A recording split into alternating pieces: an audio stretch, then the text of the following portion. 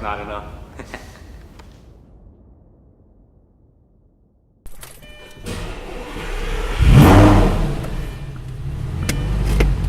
Alright, so this is a 2006 Lamborghini Gallardo.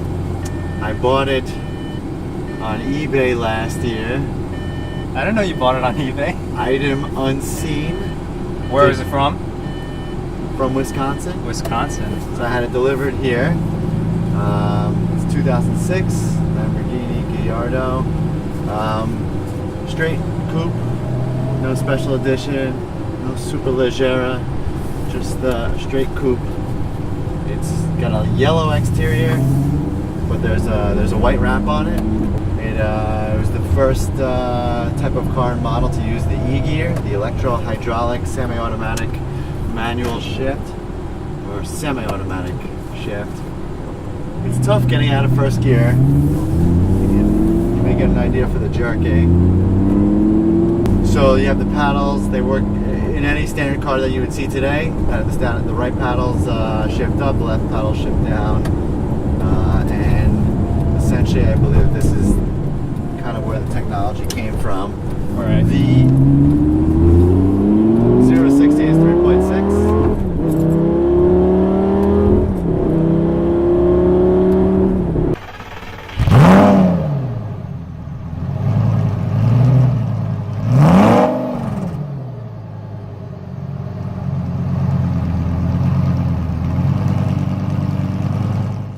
So the acceleration is fantastic. It's right. Amazing acceleration. The downside though is the transmission. Yeah. With it being a single clutch, it's very slow. The car has to make up for it in its acceleration. But I think it kind of adds to the drama of the car too. So, yes. you could have like a dual clutch transmission, but it's not as exciting. That was really cool how, you could tell that it's a manual underneath all the, electronically controlled stuff. Right. It's actually a manual car. And that's why Top Gear gave it such a good rating, because it's essentially untamable. There's a reason that these cars are named after Spanish bulls, is because they are bulls with psychiatric illnesses. This one happens to have bipolar disorder. It always will disagree with you. Whichever direction you want to go, it will always go in a different direction. Always. So you have to tame the bull. You have to learn how to tame it, which adds to the excitement of the drive. Alright, so I'll see if I can tame this bull. Yeah, exactly. That was the issue with the success of the Lamborghini Huracan, where Top Gear actually gave it a poor rating. The reason they gave it a poor rating was that it's too perfect. Too refined, huh? Yep. Lost its visceral kind of the feeling that it gives you. It's too tameable now. Too tameable. So that's really the problem with the car. But this one, adding to the age, it's now over 10 years old. That's true. It's a 2006 model. It feels a little rough, not 100% refined. And it's loud. Yeah. Really loud. Engine's right behind your ear. Yeah. I forgot my earplugs.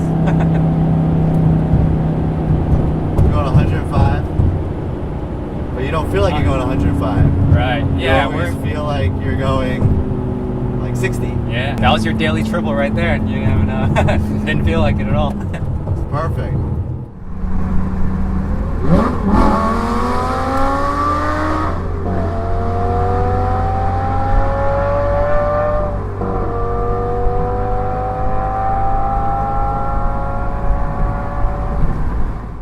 It does have a rear view window, but the visibility is pothole is absolutely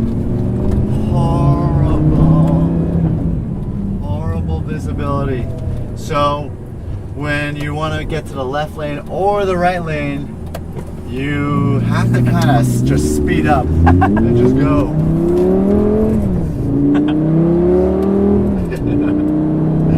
So you just go fast and know that, and just rely on the fact that no other car is going to reach you. Right. and then you shift over to the left or right lane at that moment. So that I wish was better, because I myself personally am a pretty crappy driver. Sorry that I told you that after driving. After we started driving. All right, so we got some carbon fiber built into the car. Yeah, a lot of carbon fiber everywhere. I was really impressed with how good the interior was for 2006. It looks really, it doesn't look outdated at all, apart from maybe the climate control, but like everything else looks like it could have just come out the factory, you know? Air conditioning works, it's got AC, so, you know, this was essentially the first model without the no frills, and there were some luxury advantages to driving this car. Yeah. But you got all your usual gauges, which is nice, though. The oil pressure I see, coolant temperature, and battery voltage, that's important. You got to be able to start this car up. And every time you start this car up, I think it takes a good 2 to 3 seconds because of how big that engine is. It has to like really rev it up before it actually sparks it up and the engine comes on. I just start driving it immediately. I never warmed this car up. Yeah, never. Nah. Yeah. Well, if you're not driving for a really long distance, you still want to enjoy the car. You just got to enjoy the car. Yeah. So this, you know, people are surprised when I tell them that I drive this car to work every day. Right. As long as it's sunny out or nice out, it's not raining, I'll drive this car every day. And they look at me in shock, but the truth is, you buy a car like this is for performance. Mm-hmm. You know, of course, it's nice when, you know, people honk at you and like, you know, they want to take pictures, and it's great. And I love the, you know, you love the attention from it, but really the best thing is the performance for this.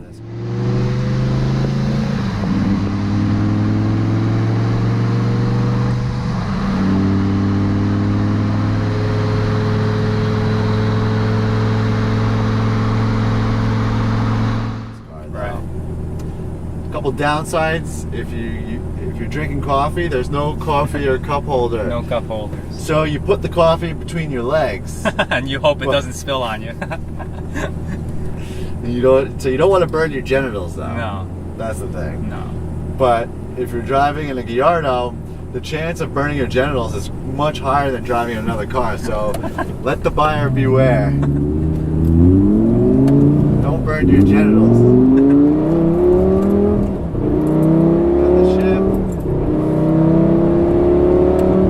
Sound out of the engine is so nice. All natural aspirated, no turbos.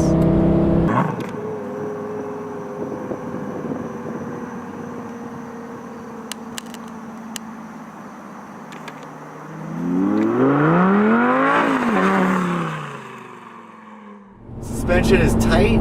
Yep. The downside to that is that the suspension often does have to be replaced, because it is a very tight suspension. Miles per gallon, not good, as expected. City, you're looking at about 11 miles per gallon. If you're on a highway, about 19 miles per gallon. If you're lucky. I mean, not the way you probably drive this car. We just did about a quarter mile per gallon, Yeah. Most likely. It's made with Alcantara suede. Right. Just like similar to the Audi R8, the Alcantara suede. Right. You mentioned the R8, so tell them about the cars that you used to have, or what cars you've been through. Yeah, so I used to have an Audi R8. Right. Very similar to the Gallardo. Mm-hmm. I think I preferred the Gallardo as opposed to other cars because of the style. Mm-hmm. The chassis is the same, very similar body structure as the Audi R8. Uh-huh. You have same transmission as the Audi R8 and the Lamborghini Gallardo. It essentially comes off the same factory line, built in the same factory. Just a different body. Yep. For those of you guys, you know, who have followed the channel for a while, the last video before the Dodge Viper was the Jaguar F-Type, which is also Craig's, and that was a car I said I was going to get. Maybe after I drive this, I'll have to change my mind. Yeah, the difference in power, you feel this one. It's so much more powerful. That one is, you know, it's probably just luxury. It's a lot more luxury. This one, you know, you can tell already. It's hard to have a conversation when you're on it, you know, because it's just so loud. It's so visceral. Yeah, it's loud interior. Maybe just from a 0 to 60 standpoint, 3.6 is, by today's standards, maybe not the most impressive. You've got Teslas doing, woo!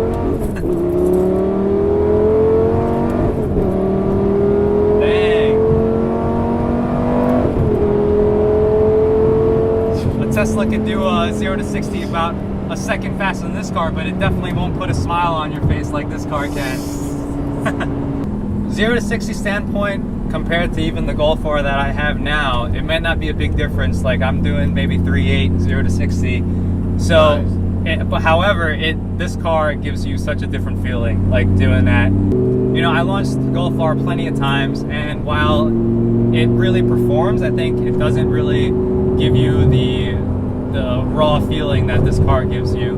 And that car being a dual clutch, it kind of just does it without any thrill. You know, this car, I feel like I'm on a roller coaster. It's like, it's really fun to sit in, and it's really fun to, I'm sure it'll be really fun to drive as well. Yeah, you think you're ready? Yeah, I'm ready. I'm ready to try and tame the bull. You ready to tame the bull? It's very, so in first gear, the car, it just putt. It's like, it's like so lazy to get out of first gear, and then once it's out of first gear into second gear, then it just starts flying. It's very bizarre. It's like I mean, it's like a lion. It feels like once you're in the gear. Oh yeah, it's like you could tell it's a manual underneath. Yeah. So there's no driving this car smoothly. It's like always 100%. Yep. I'm just gonna take it nice and easy, see what it's like around these curves over here. Gotta try and avoid these potholes. You know, that's the issue with living in New York. Yeah. You know? Can't really avoid it. We see much fewer exotic cars in this area in the Northeast, and the reason being is all the potholes also. So change in temperatures. You know, how many months out of the year can we truly enjoy exotic cars? But the truth is, this car, it's all-wheel drive. You could potentially drive this car year-round if you wanted to. Yep, you can drive this car in the snow.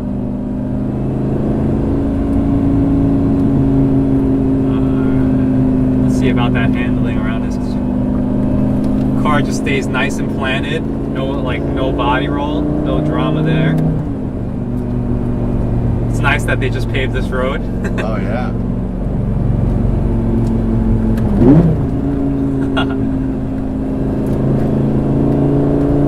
You know, one of the things that I was curious about before coming today was wondering, statistics-wise, on paper, compared to the Golf R, it's like not too far off. I mean, that car is lighter, so with less horsepower, it still kind of gets up to speed similarly, but obviously these cars are on like completely different levels. You know, the last car that I drove with you was the Viper. That was a pretty crazy car too. But I was just curious about how exciting this car would be to drive, and it's definitely delivering. Because this is the first Lamborghini that I've been able to drive. There we go. All right. Definitely takes some getting used to. Probably don't want to speed through a school area. It's Sunday, it's fine. Oh yeah, that's true. I love how even just like switching gears, cruising, you can feel that it like, you know, comes out into gear. You feel the transmission below you. These there's nothing automated about it.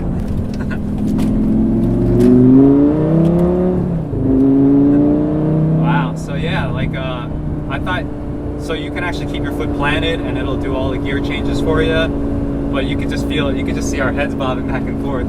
Yeah. The speedometer goes all the way to 210. You know the top speed of this car? I think it's 2. It'll reach 200? Yeah. Wow. Watch out, they keep Yeah. Woo!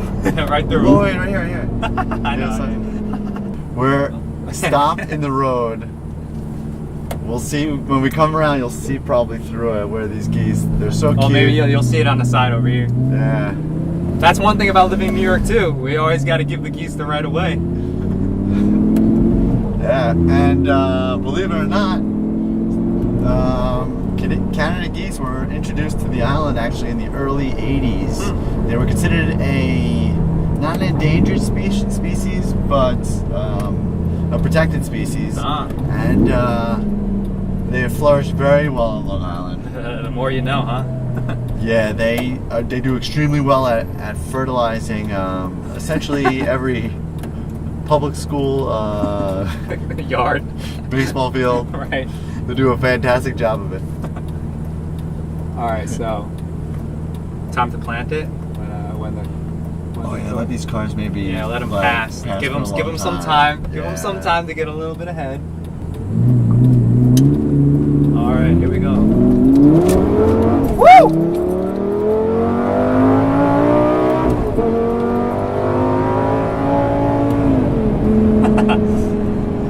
That's crazy. Nice. I think man. you know what's really interesting is that you got like to 90. I think you were still in third gear. I might have been. Yeah, I think so. unbelievable. Yeah. I'm looking at it. I'm like, all right, that's my daily triple. I think I should lay off. But these downshifts, the sounds really good too. Oh yeah. Oh yeah. It's beautiful, right? You get a lot of attention to this car wherever you go. Everybody likes to see a Lamborghini. Yeah, no, definitely, yeah. You know, typically, like, if someone comes asks me, like, you know, if they ask me, can I take a picture of your car, do you mind? I said, nah, listen, we can do more than that. Let's have you sit in the car. I'll take a picture of you in the car. And That's the kind of Lamborghini owner you want to bump into, not the other kind.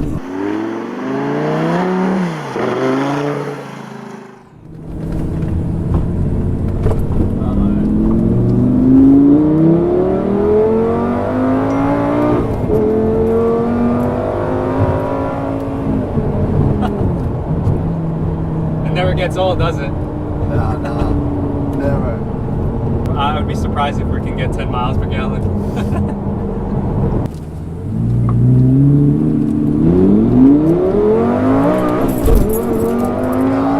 Wow, those shifts are so violent in sport mode.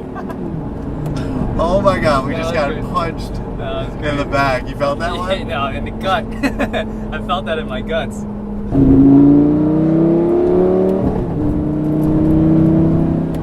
Always puts a smile on your face, I imagine, driving this thing around. Yeah, it makes life more interesting. So, like, Yeah. for instance, if I'm like going to the hospital and you have to make rounds and dreading it, you know, and just wish that I would be doing anything else at that moment. You're right.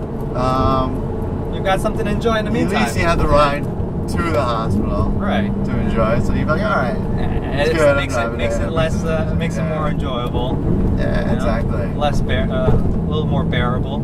Yeah. No, it's not every day that people just want to wake up and do rounds, you know.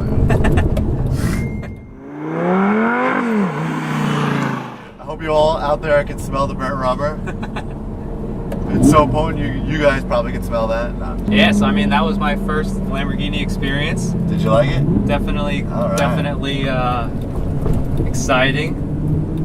Lived up to what I had. I had some pretty high expectations. I think it still lived up to it. Very good. So this goes to show you put in a lot of hard work, do well in your career. This is the kind of stuff that you get to enjoy, right? Whoa! It just lurched forward. It always does that. It does, because it's forgot- switching into gear. I forgot to mention that when you brake, it like lunges. Wow. The Lamborghini makes you seem to the outside person that you don't know how to drive. That you don't know. Yeah, because they because- don't realize how hard it is to drive. Yes. It's an automatic, but I imagine the manual would probably be easier to drive if you know how to drive stick. Yes, Because when it's you just brake, the way the transmission sometimes works. the car speeds up before you start when you start Shoot, braking. Now you know why people smash their Lamborghinis into the other cars and stuff. Research the videos of parking attendants destroying cars. That's what that is. Yeah. Yep. Exactly. I bet you a lot of people on YouTube are watching it, probably young teenagers and stuff who've never even like myself before today, never even sat in a Lamborghini, or never drove one, and they're like, "Oh, that's crazy! You smashed it into a pole, but it's probably a lot easier than you imagine to smash this thing into a pole." Yeah, the car is it's tough to tame when you're Yeah. driving fast, but it's even tougher to tame when you're parking it. Right. This is probably the most difficult automatic I've ever driven. Pulling into the garage. This car is really loud. All right, we're in manual now. Let's pull up this so I don't smash it into your wall. Now listen to this. Wait, is that sport for a sport exhaust, or is that? I don't know. Let's do that again. Woo! All right, that's enough. That's enough. I'll get the neighbors back. Wow, what an experience. Thank you for letting me experience that. That's crazy.